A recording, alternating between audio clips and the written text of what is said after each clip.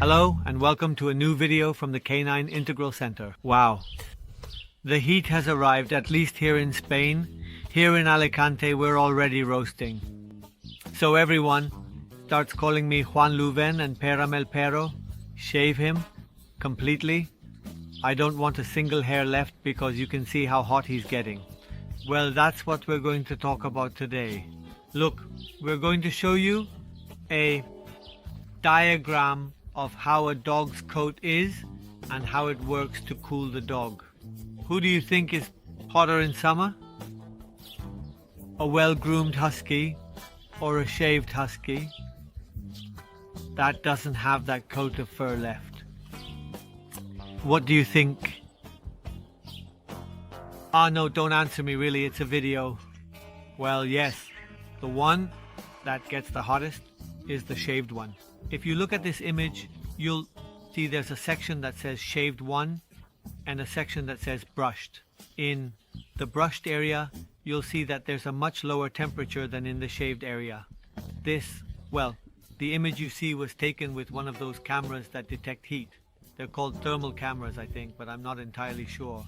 In the brushed area, you'll see that there's a much lower temperature than in the shaved area.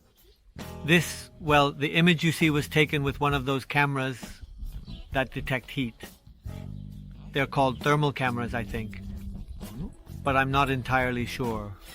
The fact is that it's scientifically proven that a shaved dog gets hotter and therefore feels more heat than a dog that isn't shaved, although it's not 100% true. Now we're going to explain it little by little. The dog doesn't cool down if it has less fur. When I shave my head, I feel cooler. So why doesn't the dog? Very easy, dogs don't sweat. Dogs sweat from certain areas like between their toes and on their pads and a few other spots, but it doesn't serve the same cooling function as our sweat. When we sweat, we get wet, and that moisture evaporating cools our body. It's like a water jug. Well, here in Spain, this is a water jug. In Spain, there are these things you see here called botijos, where you put regular water, leave it in the sun, and what happens is, when you drink it, you get ice-cold water, so cold it feels like it's freezing. How does that work? Well, it's the same as with our sweat. The water in there evaporates with the heat, and as it evaporates, it cools down what's inside, which, since it's not exposed to the sun's rays, doesn't heat up, so it ends up cooling down. So of course, since dogs don't sweat, no matter how much fur we take off, what we're really removing is protection, but we're not taking away the heat. So what do we need to do to keep our dog cool? Well, what we need to do to keep our dog cool is to brush it well. If the dog isn't well groomed, there's a lot of dead fur inside. It messes up the thermal insulation it has on the outside. The fur provides the dog with thermal insulation. What does that mean? It means that it isolates them. From the outside temperature, it keeps them insulated from the cold and also from the heat. That thermal insulation is a layer of air. Because it circulates cool air and makes the hot air from outside bounce off and not reach the dog. So the fur will keep them cool in summer. You can see it here in the diagram. In winter, it's the exact opposite. That layer of air that always has the same temperature prevents the cold from getting in and cooling down our dog. So, in 2021, whether it's summer or winter, if we want to keep the dog cool or warm, we shouldn't touch the coat. Regarding shaving, another thing is that we make aesthetic cuts. There are different types of dogs. For example, the Schnauzer needs a stripping cut on the top, and the Poodle has a lot of different cuts, but they have different types of fur. But I'm speaking generally, okay? I have a German Shepherd, and I'm like, wow, the amount of fur it has. I'm going to take the dog and shave it all off to keep it cool. Well, we've already seen that's not the case. Remember the image of the temperature, the shaved area versus the non-shaved area. So I'll repeat, to keep our dog cool in the summer, we don't shave it. What we do is daily brushing to keep its coat in perfect condition, forming the layer it needs to create thermal insulation and prevent heat from getting through. As a maximum, we can help by shaving the belly so that when it lies down on the ground, it's cooler. Have I mentioned that dogs don't sweat, so they don't cool down through sweat? But how does a dog cool down? At most, we can help by shaving the belly so that when it lies down on the ground, it's cooler. Have I mentioned that dogs don't sweat, so they don't cool down through sweat? But how does a dog cool down? It cools down by panting. When we see a dog panting, even if it doesn't make us anxious to see the dog, what it's actually doing is regulating its temperature. I mean, nobody feels anxious seeing a person sweating. However, when we see a dog panting, it seems like it is. Why? Because when we're panting, we're basically dying from the heat. But with dogs, no. Dogs pant to cool down. So if a dog is panting, just having cool water and a good brushing, it's enough for the dog to have a perfect summer. If you don't believe me, including humans, in very, very hot areas of the planet, what we do instead of going naked is cover ourselves, okay? If you see the... what do they call them? What do you call those people who go through the desert? Well, those nomads from the desert, I can't remember what they're called.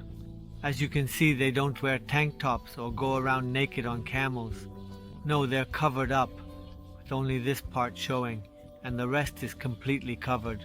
Why? Because outside, it can easily be 50, 55 degrees, and the layer of air created by the fabrics keeps their body temperature at no more than 37, 38, or 39 degrees. So for us it feels really hot in that clothing, but it's nothing compared to the heat outside. It's the same example. So Juan Lu, I shouldn't shave my dog in the summer. Well, it depends. What I'm talking about is generally so that the dog doesn't get too hot. But it's also true that in summer, besides the heat, a whole series of other things happen. For example, twigs are dried. Seeds are dried to catch on the hair of dogs and other animals to disperse. If I have my dog, I live in the rural area, and he's going through sticks, the insulation isn't going to work, then it's almost better not to shave the dog fully, because if we shave him, he won't cool, but he'll get burned. We should trim hair so that debris don't get stuck, and we don't end up with a cactus dog. Ouch, it pokes. So it's almost better not to shave the dog down to the skin, because if we do, not only won't he cool down, but he'll also get burned. Instead, we should just trim the hair short so that all those twigs and little seeds don't get stuck, and we don't end up with a cactus dog that you touch and go, ouch. It pokes me with this branch. The other day, by the way, I shaved one that if I didn't pull out 7 or 8 thorns from a finger, I didn't pull out any. It was ridiculous. It was a cactus dog. It was a Bouvier de Flandre. Another thing that happens in summer is bugs. The fur does protect. It's true that it protects against some insects like mosquitoes, which can only bite in the snout, and a few other spots, maybe on the muzzle, and a couple of other places. But it's also true that fleas and ticks are really active in the summer, and it's easier for them to get caught in the fur, making it more likely for your dog to pick up fleas and ticks.